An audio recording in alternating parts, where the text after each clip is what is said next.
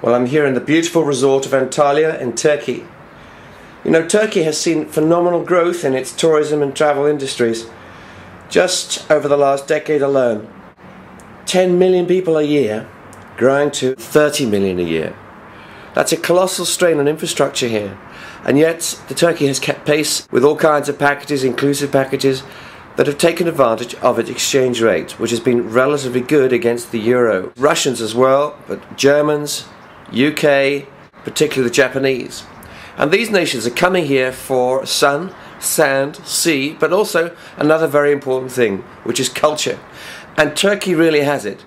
Over 3,000 years, very visible in the ancient monuments of the Romans, of bits and pieces of Greece, the Ottoman Empire, right through to relatively modern day. Spectacular cultural heritage. And Turkey has such interesting borders with Iran, Iraq, the Aegean Sea, the Mediterranean Sea, the whole of the influence of the Mediterranean cultures at various times.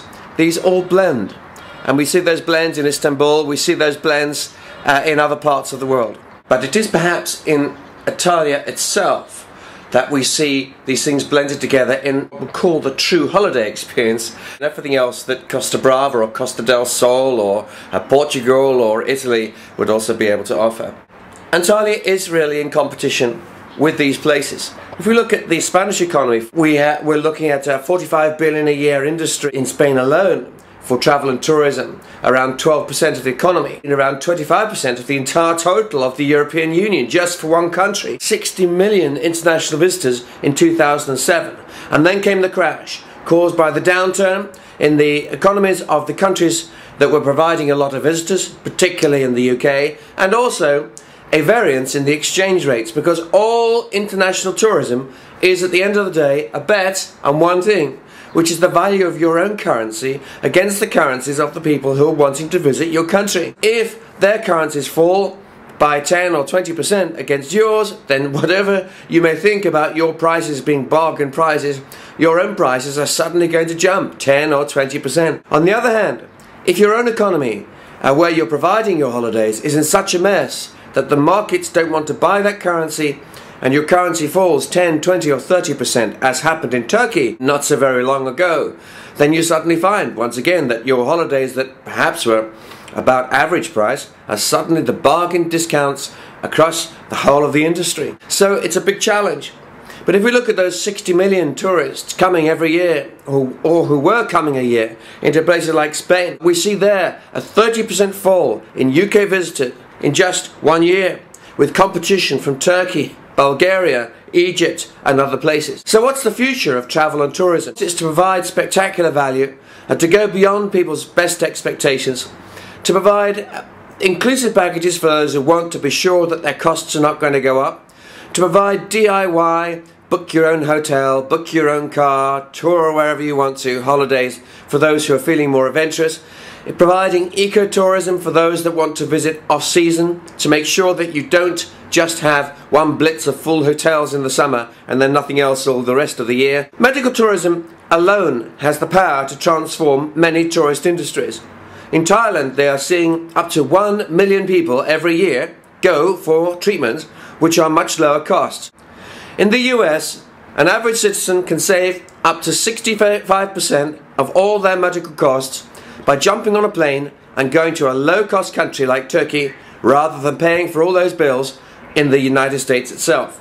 Now, of course, that's not worthwhile if you're just having a couple of teeth pulled or you're having a very small operation.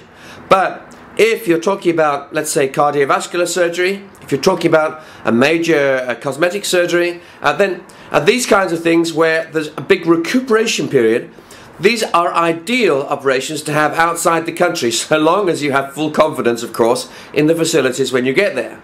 And the good news is that countries like Turkey have a large number of internationally accredited hospitals with some of the best surgeons in the world at low costs, and they also have the infrastructure to provide a certain amount of nursing kind of medical post-operative rehabilitation support in a very nice hotel rather than in a nursing home or in a hospital ward. So you can get a 2 or 3 week holiday all thrown in for free and save a lot of money on the cost of your treatment. And then there's ecotourism. the rivers, the streams, and the unspoilt coast. These kinds of things are all marvellous for attracting a different kind of tourist than has normally gone for the sun, sand or sea. But it means that you have to have good quality rooms, good facilities. It means too, if you really want to extend yourself into a much wider constituency than before, you need to think about the business traveller, because business travellers who come on conferences especially bring with them a lot of travel and tourism business, because many of them will stay for an extra day or a weekend. But that means having rooms which are multi-facility, it means having multiple PowerPoints, it means having fast internet, it means having all the kinds of facilities that business people expect in a business centre 24 hours a day. It's quite a big leap for the average hotel to provide that scale of infrastructure and support. So what's for the future? Well, of those 30 million people expected into Turkey in 2010 or 2011, I think we could see quite a significant uplift over the next 2, 3, 4 or 5 years. And it will happen as Turkey diversifies away from just the cultural short break into a place like Istanbul, into all kinds of other tourism, blending culture with sun, sand and sea, blending business with leisure, blending eco and sustainable tourism with having a fun time at night and so on. It's a great future for them, and not so good for Spain and many of the other places which are in competition with Turkey.